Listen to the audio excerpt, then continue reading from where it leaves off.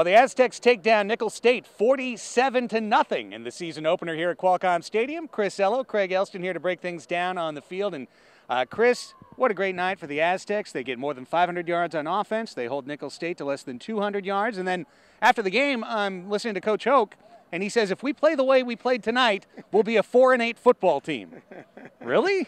Well, that's Brady Hoke for you. I'm so excited, though. I went out and got myself an Aztec shirt. So. Looks good. No, I think, look, I mean, there's a lot for him to be happy about, and he will be happy about. I mean, they ran for over 200 yards, so they threw for over 300. Your defense pitches a shutout. Did they play perfect? No. I mean, they gave up a couple of first downs here and there. And Nickel State is trying out a new offense. So you can't tell a lot by the final score.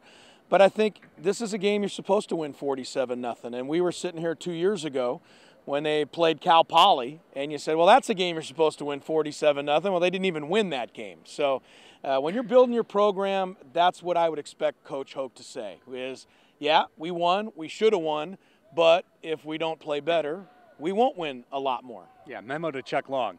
Games like this is how they're supposed to go.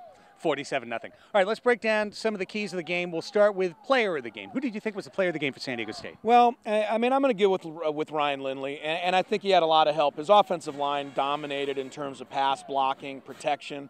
And Ryan Lindley, to me, Craig, the more I watch him, I'm not a scout. I don't talk to NFL scouts.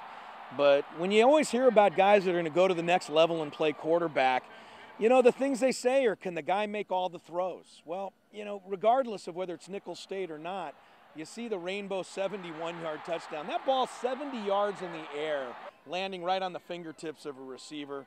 Then you see him dart a slant pattern between two defenders for a touchdown, so he's got to put some zip behind that. Then you see some touch passes over linebackers. You see the out patterns to the sidelines. You saw a little bit of everything, and a couple of screen passes. So I just see Ryan Lindley growing in so many areas. So I'd have to give him the player of the game. I'd like to give one underrated player of the game. Do it. Yeah, and because it was a guy that I noticed in the first half when the Aztecs were running the ball well, running a lot behind left guard Nick Embernati. And this is a kid that was named the top freshman last year by his teammates, now a sophomore starting at right guard. We don't talk a lot about those guys up front. But when they ran effectively early in the game, it was behind Embernati. I thought he had a good game. Now, Coach might break down some film and see some things, but, I thought offensive line played well. He was a guy who stood out. My player of the game will lead directly into what I would call the play of the game, which was Lindley's 71-yard strike to Sampson, DeMarco Sampson, 7 catches, 179 yards, couple of touchdowns. And I thought very interesting to see, Chris, and we may see a lot of this year, Vincent Brown got some pretty heavy coverage. Talking to Ryan Lindley after the game, they were saying it was a Nickel State cover 6. They were bracketing VJ a little bit. That leaves Sampson open. They didn't have that 1-2 punch last year. It was either VJ or Sampson. This year they've got them both. Very exciting. Yeah, I mean, if you want to, New Mexico State wants to bracket DeMarco Sampson next week, then Vincent Brown will go 7 for 179 yards. And it's much like Lindley. He showed you a little bit of everything. He made some plays on the sideline. He had some runs after the catch, ran a slant. The bomb was beautiful. DeMarco, it's a great story between the two of them because Vincent Brown came to school and DeMarco Sampson was already here as kind of a veteran guy. And Vincent Brown said, I'm looking up to him to see what I should do. Well, then DeMarco Sampson had some injuries. He had some issues in school and class. All of a sudden, DeMarco Sampson was on the sidelines, and he started looking up to Vincent Brown and saying, I got to be more like him. So the two guys really have complemented each other, and I think they're going to do so all year. All right, now Brady Hoke had a laundry list. So much that he actually had the press corps laughing in his opening statement, talking about everything that the Aztecs did wrong today for disappointment. It got to the point Derek Torgerson, our friend at NBC, said, so did anything go right? 47-0 game. But if you have a disappointment today, what is it?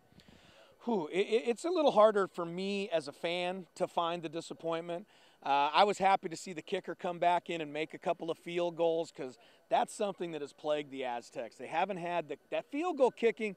It doesn't seem like much, but, man, you can't be blowing those three-pointers later in the season. So you miss a field goal, you miss an extra point. I got a little worried about that. Perez comes back, makes the last couple of field goals.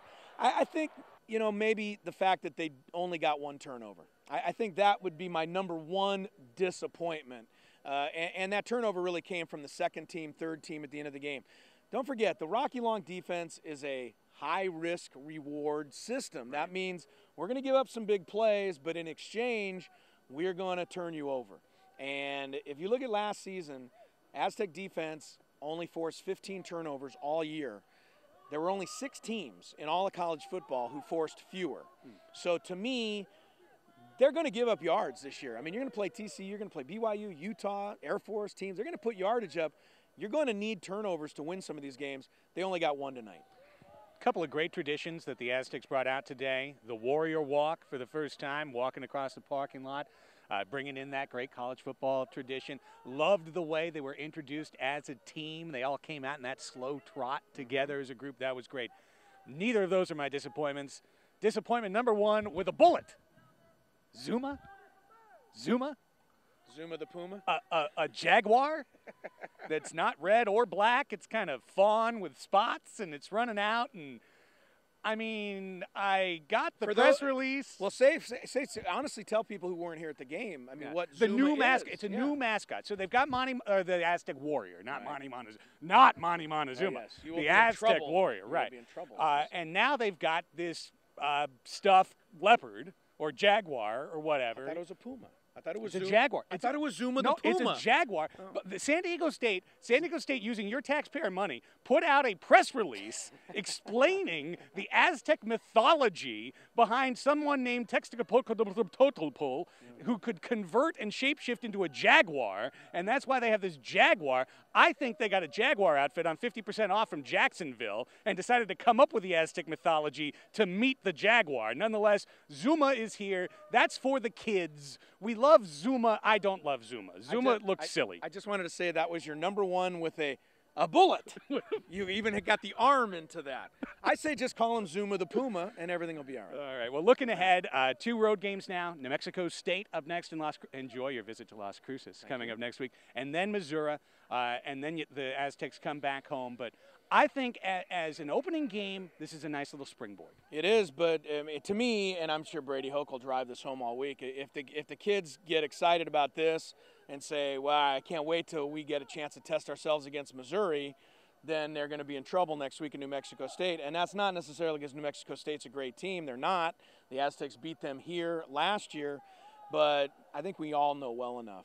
San Diego State can't overlook anybody, anytime, and especially on the road.